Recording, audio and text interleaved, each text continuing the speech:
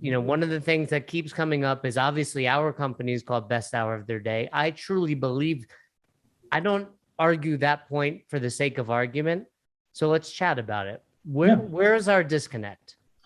Our disconnect, I believe, is that you believe that the hour that a member spends in the gym should be the best hour of their day. I believe that the coach should do everything in their power to make it the best hour of somebody's day, with the understanding that it shouldn't be. Okay, so we can end this episode because we are in agreement. Oh, great. Well, this is fun. That's really what, no, but I think that's why I said we can disagree playfully, but I believe semantically we agree. And I would argue that MDV doesn't really chime in on this as much. Like, this isn't his lane, if you will. But Stu, I think Stu is basically saying the same thing as well. And, unfortunately, for a lot of people, it truly is the best hour of their day. And that's where I think we fall short as coaches, not us individually, but the coaching staff. So what can a coach, so let's go back to it. Agreed. Like, we want your hour to be just fun. We want you to be excited to show up. We want you to have that dopamine hit and high five your buddies. But yeah, if I sat down at the end of the day and said, man, like, I just finished my workout outside in the garage, I wasn't in a class, but if I was like, hey, Roz, bath time with Madison was great. Mm-hmm. But, that workout I did with the new Concept 2 bike, that was better. Mm-hmm. She would be mad at me, right? and I think that's what we're saying. Like, your 90 minutes with the 3 girls and your wife, the 4 girls, should be the best hour of your day. Mm-hmm. Maybe even something else. Maybe this hour of talking to a buddy and, or maybe just the hour you spent reading. I mean, we can dive into the fact that I think CrossFitters as a whole don't diversify themselves enough. Because they try to identify. And so the reason why I think that the coach falls short, the gym falls short when somebody can actually communicate that the best hour of their day was coming in, is because that's an opportunity not to, like, I think too many people wear that as like awesome, I'm great. Like, no, you are great. And that's amazing. And you should be really proud that somebody is telling you that the best hour of their day is when they come and see you. That's amazing. That's an accomplishment. Now, your responsibility is you're a coach. Ask them why they can't find an hour in their day that's better than this. Help them figure out where they need to go so that they can get the help that they need, so that this is a great hour that supports the other 23. Where does that conversation begin? Because I agree with you. Is everything okay at home? Okay, so, well, one, you have to create a relationship with your members that allows you to ask that question. Well, and we can talk, there's other stuff that we do disagree on that we can get to that relates to that right there, but yes. So, well, what is it? What do we disagree on? I would say we don't. I think we do. There's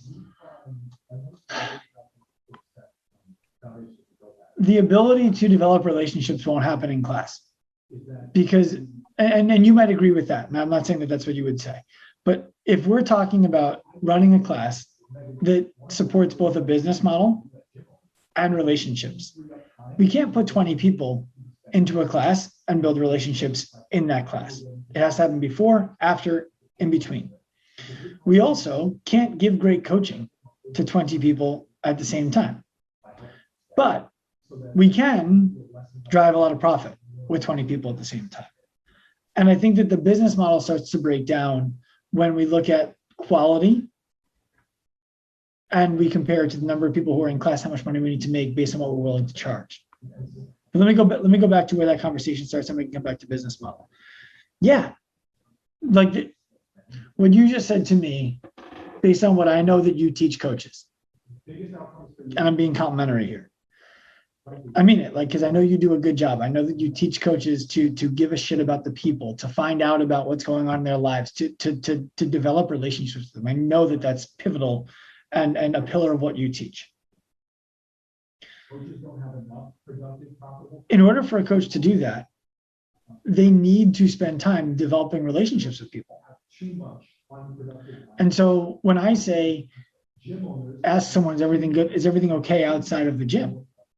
And you say, well, they need a relationship for that. My expectation is that's preliminary, like that's prerequisite to everything we're going to talk about afterwards. We're assuming that already exists. Does that make sense?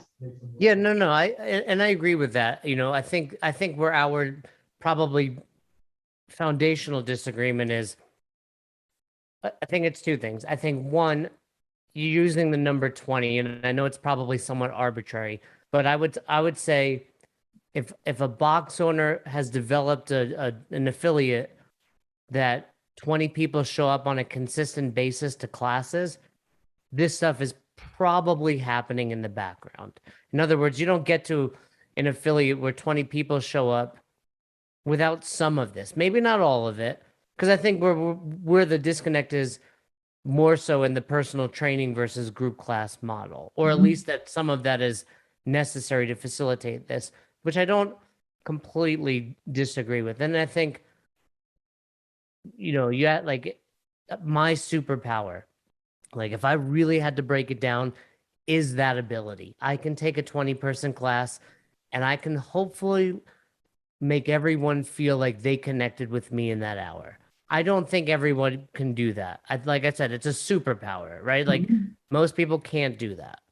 I also think, if I can push back a little bit, it's a bit of a blind spot, because it's you could, but what's the opportunity cost of doing it with 20 when you could be doing it with 10? Well, the opportunity cost would be we're not getting those 10 people to pay a membership, right? Well, but we could charge the 10 people double. If they're doing one-on-one. No, if they're in a group. If it's what I'm saying. Oh, okay. So we're saying, yeah. If we're looking at these gyms as coaching businesses and not as gyms, then I should be charging someone for the coaching that they get, not for the access to the equipment.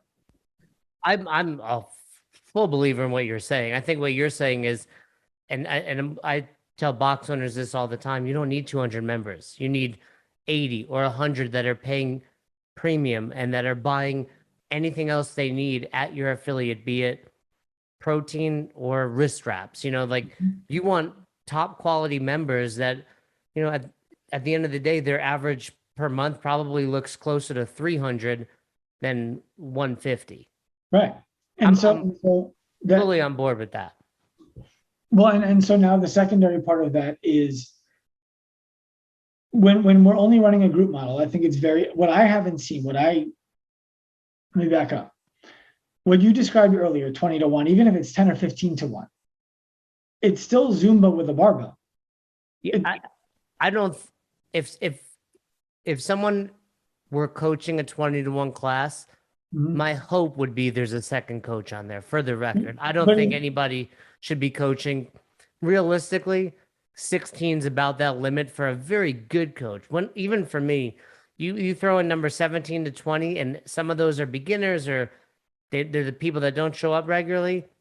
That's not as good of an hour as if 12 to 16 were there, for sure. But we could break down what's going on in the class, and I'm with you. I want to be clear what I'm talking about right now is hair splitting. Agreed. Right. So if there's 16 people in a class and we're having them do a workout that has 2 or 3 movements in it, those people can really only expect to get 2 minutes of coaching from you. I mean, do the math, right? Yeah. No, I mean, 2 minutes. Even if 3 max, if you break it down. If there's no whiteboard lecture and stuff like that, right? Yeah. So I could be doing snatches, pull-ups, and rowing, for example. And I'm getting coached less than a minute on each of those. I need to know what I'm doing in order to be in that class. And it's not a coaching experience. It's a participation experience that's fun. It's entertaining. So that's why when I talk about that as being fitness entertainment, not fitness coaching, it's not a knock. It's just a definition. It's not a coaching experience. I'm getting 3 minutes of coaching, 1 minute per movement. I like it. The analogy that made me think of, it's like wrestling versus sports entertainment, right? I don't know if you follow the WWE, but they Sure. consider themselves sports entertainment, no longer wrestling, where the other organizations would classify themselves as wrestling. And I agree. That's a good way to put it, more like fitness entertainment. So where do you go from there? If you're suggesting is it simply not having 20 people in a class, No, or is there some I'm totally fine with it. But let's under promise and over deliver, not over promise and under deliver. And if you're going to run a class that has 15 people in it, good for you. If it's a great experience and the members come in, they're like, this place is amazing. Jason's a phenomenal coach. You would love the vibe there. It's amazing. You're getting people to move and be active, which is something that most of the country doesn't do. So let's celebrate that. Let's not shame people for doing that. Let's also describe what it is when we're marketing it to people. Let's be honest with people when they're signing up what this is. We're not going to be able to take you from where you are to a specific goal that you're looking to achieve with any kind of certainty, unless if you do more than the class. Because it wouldn't make sense that we would give two students at very different reading levels the exact same lesson and expect them both to get where they want to go, the good reader to a higher grade point and the lesser reader to the appropriate grade point. That's not going to happen. So we shouldn't do it in fitness. We should say, look, the best thing that we can do for you in a group class like this is generally help you towards a general goal and develop a very, very, very healthy fitness habit, which is great. There's nothing wrong with that. But I get worried when we start to talk about like, it's like personal training without the expense. No, it's not. It's, whether you want to go to the CrossFit Games or lose 100 pounds. No, you can't. These are things that too many gym owners I see promoting and coaches promoting, and it devalues the entire industry experience because people just get used to being lied to, whether intentional or not. Okay, I like what you're saying there, and I think there are aspects of it I agree with and aspects I disagree with. I think you're right. I like that reading analogy, right? And I guess the solution to that is going to be, okay, the kid, for example, in that story that needs to level up. Hey, we need you to work individually with the teacher. That's where you're gonna with the tutor. That's where you're gonna go with it, right? And I don't disagree. And I think if we're kind of segueing into another place that we disagreed, this personal training thing, I think, because I like what you're saying. I like, hey, well, let me try to rephrase this. I agree. It's really hard to get you to meet very, very specific goals, but I don't think it's impossible. And I think part of that is coaches need to level up, because that's where the stimulus, that's where scaling, that's where the whiteboard brief is integral. The better you get at those things, the better you can do at that, right? The better I can help the advanced, the intermediate, and the beginner in the same hour. Well, I want to be clear. It's not that you can't get to the goal. It's the time that it takes will be longer, substantially longer, because what you're doing is not meant for you. One thing you said in there, though, is you probably have said this before. So you said something to the extent of creating a good fitness habit. There were a couple other things you mentioned. Yeah, you're gonna develop a good fitness habit. You're gonna come someplace that's fun and positive. You're probably going to make friends with people who also value fitness, which is going to level your life up. There's a lot of good stuff that's happening in there. It's just not whether you want to lose 100 pounds or make it to the CrossFit Games, we can help you do it. Whether you're a house husband or a CEO mom, we have the perfect schedule. No, you don't. You just don't. And it's okay. You don't need to.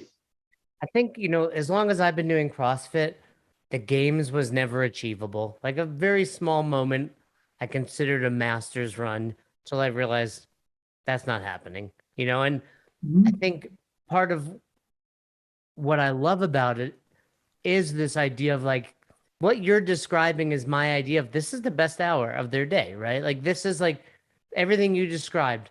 You're going to have friends. You're going to high five. You're going to feel great. You're going to move towards your goals. You're going to create these healthy habits. Like, I'd be like, cool, sign me up. It's a great So, hour. I don't have a problem with it being a great hour. It should be fun. so where are we off on? What are you suggesting then? What I'm suggesting is that we're overpromising on the outcomes of the fitness experience. And because we're overpromising on the outcomes of the fitness experience, we gain inattention blindness to the people in our business who are not getting the results that they signed up for. And instead, we look at Lisa, who lost 40 pounds and changed everything about her life. We throw her on the Instagram account. We tell everybody how great she did. We celebrate her. Everybody hugs her. She feels amazing. And we forget about George, Jane, Michelle, Sarah, all the people who didn't get the results that they joined the gym for, who've left. And that's a big reason why all of these gyms have more people in their expired folder than they have in their active folder. Because those people decided one day, not all of them, many of them, this is no longer worth more than I am paying for it. And what happens now is because we tell ourselves, no, we're doing a good enough job. We're doing a great job. In fact, if you can't get results here, you can't get results anywhere. What that means is the coaches don't have to get better. The gym owners don't have to learn how to run better processes and better businesses. And we give ourselves a pass to be mediocre. That's why I have a problem with it. And when we look at the reality of that on the ground, what is the incentive for a coach to become better? It's all internally driven. There's no more money in it.